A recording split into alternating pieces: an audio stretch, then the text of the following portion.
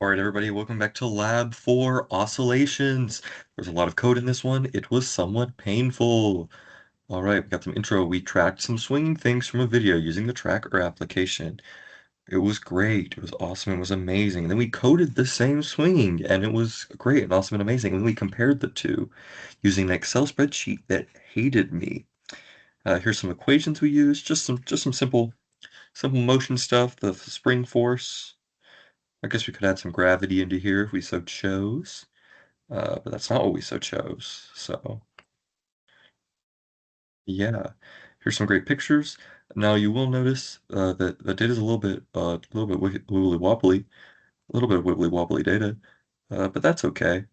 It was just a little bit willy wobbly, and notably the y-axis was very wibbly wobbly. Okay, and yeah, the tracker app worked pretty well. Very happy with the tracker app. The error there was a lot of error on the y-axis.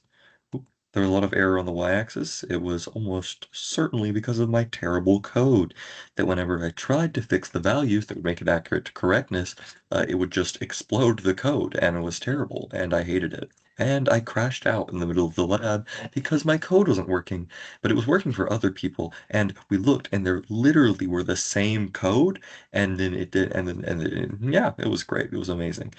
Questions for your model system. Is the energy principle satisfied? No, because of my terrible code. Uh, I mean, if you look at the picture, delta E is 0, so I guess it is satisfied, but I feel like it shouldn't be because evil Y parameters. But the Y parameter that was evil was the initial position, so I guess if the initial position's that problem, it could be okay. So yeah, delta E, yeah, it's satisfied. Delta E is 0. Yeah, that was great. Using the data you trained on the tracker, make two separate estimates of oscillation periods. Yeah, so like that's X and the Y-axis. If you look at the picture for the tracker, you'll notice that the oscillation periods are very similar, but they don't line up exactly. Yeah, very interesting. Uh, I'd love to say why exactly this is. Could be the angle of the camera.